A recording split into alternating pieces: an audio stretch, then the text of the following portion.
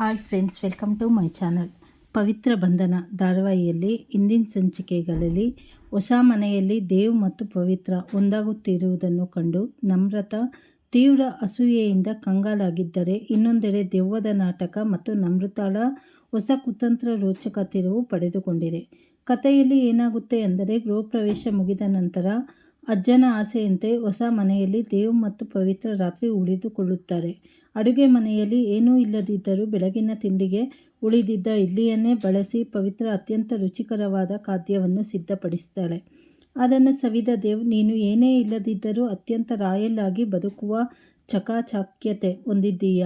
ನಾನು ಎಲ್ಲವನ್ನೂ ಕಳೆದುಕೊಂಡು ಬೀದಿಗೆ ಬಿದ್ದರೂ ನನ್ನನ್ನು ಚೆನ್ನಾಗಿ ನೋಡಿಕೊಳ್ಳುತ್ತೀಯ ಎಂಬ ಭರವಸೆ ನನಗಿದೆ ಎಂದು ಪ್ರೀತಿಯಿಂದ ಮೆಚ್ಚುಗೆ ಸೂಚಿಸ್ತಾನೆ. ಪವಿತ್ರಂಗೆ ತಾನೇ ಮುದ್ದಾಗಿ ಊಟ ತಿನ್ನಿಸಿ ಪ್ರೀತಿ ವ್ಯಕ್ತಪಡಿಸ್ತಾನೆ. ಆದರೆ ಈ ದೊಡ್ಡ ಮನೆಯಲ್ಲಿ ಇರಲು ಪವಿತ್ರಂಗೆ ಭಯವಾಗುತ್ತಿರುತ್ತದೆ. ಅವಳ ಭಯವನ್ನು ಪರೀಕ್ಷಿಸಲು ದೇವ್ ತಮಾಷೆಯಾಗಿ ಕನಕಾಂಬರಿ ಎಂಬ ದೆವ್ವದ ಕಥೆಯನ್ನು ಹೇಳಲು ಶುರು ಮಾಡುತ್ತಾನೆ.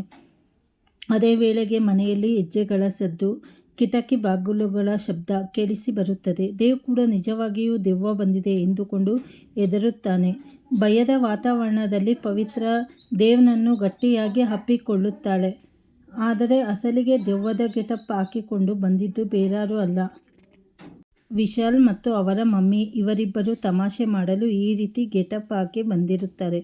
ತಮಾಷೆಯ ನೆಪದಲ್ಲಾದರೂ ದೇವ್ ಮತ್ತು ಪವಿತ್ರ ಒಬ್ಬರನ್ನೊಬ್ಬರು ಅಪ್ಪಿಕೊಂಡಿದ್ದನ್ನು ಕಂಡು ವಿಶಾಲ್ ಖುಷಿಪಡುತ್ತಾನೆ. ಇತ್ತ ಮನೆಯಲ್ಲಿ ದೇವ್ ಮತ್ತು ಪವಿತ್ರ ಇಬ್ಬರೇ ಹೊಸ ಮನೆಯಲ್ಲಿ ರಾತ್ರಿ ಕಳೆಯುತ್ತಿದ್ದಾರೆ ಎಂಬ ಸತ್ಯ ತಿಳಿದ ನಮ್ರತಾ ತೀವ್ರ ಆಕ್ರೋಶಗೊಳ್ಳುತ್ತಾಳೆ. ದೇವ್ ನನ್ನವನು, ಆ ಗುಬ್ಬಜ್ಜಿ ಜೊತೆ ಅವನು ರಾತ್ರಿ ಕಳೆಯುವುದನ್ನು ನಾನು ಸಹಿಸುವುದಿಲ್ಲ ಎಂದು ಅಮ್ಮನ ಮೇಲೆಯೇ ರೇಗಿ ಬಿದ್ದು ಅವರ ಪ್ರೀತಿಯನ್ನು ಮುರಿಯಲು ಪ್ಲಾನ್ ಮಾಡ್ತಾಳೆ. ತಕ್ಷಣವೇ ನಮ್ರತಾ ಪ್ಲಾನ್ ಮಾಡಿ ಮಧ್ಯರಾತ್ರಿ ತನ್ನ ಕಾರ್ ರಸ್ತೆಯಲ್ಲಿ ಕೆಟ್ಟು ಹೋಗಿದೆ ಎಂದು ದೇವ್ಗೆ ಫೋನ್ ಮಾಡಿ ನಾಟಕವಾಡುತ್ತಾಳೆ.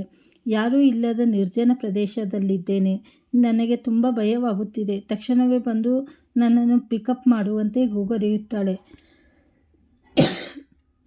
ವಿಶಾಲ್ನನ್ನು ಕಳುಹಿಸುತ್ತೇನೆ ಎಂದರೂ ಕೇಳದೆ, ನನ್ನ ಲೊಕೇಶನ್ ನಿನ್ನ ಹೊಸ ಮನೆಗೆ ಹತ್ತಿರದಲ್ಲಿದೆ, ನೀನೇ ಬರಬೇಕು ಎಂದು ಪಟ್ಟು ಹಿಡಿಯುತ್ತಾಳೆ. ಪವಿತ್ರಳನ್ನು ಒಂಟಿಯಾಗಿ ಬಿಟ್ಟು ಹೋಗಲು ದೇವ್ ಹಿಂಜರಿಯುತ್ತಾನೆ. ಆದರೆ ಪವಿತ್ರ, ನನಗೆ ಭಯವಿಲ್ಲ, ನಮ್ರತಾ ಮೇಡಮ್ ಅರ್ಧ ದಾರಿಯಲ್ಲಿ ತೊಂದರೆಯಲ್ಲಿದ್ದಾರೆ, ನೀವು ಮೊದಲು ಹೋಗಿ ಅವರಿಗೆ ಸಹಾಯ ಮಾಡಿ ಎಂದು ದೇವ್ನನ್ನು ಧೈರ್ಯವಾಗಿ ಕಳುಹಿಸಿಕೊಡುತ್ತಾಳೆ.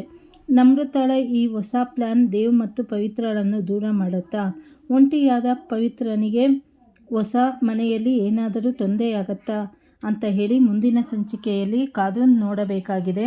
ಮುಂದೆ ಏನೇನು ಆಗತ್ತೆ ಅಂತ ಹೇಳಿ ಮುಂದೆ ತಿಳಿದುಕೊಳ್ಳೋಣ.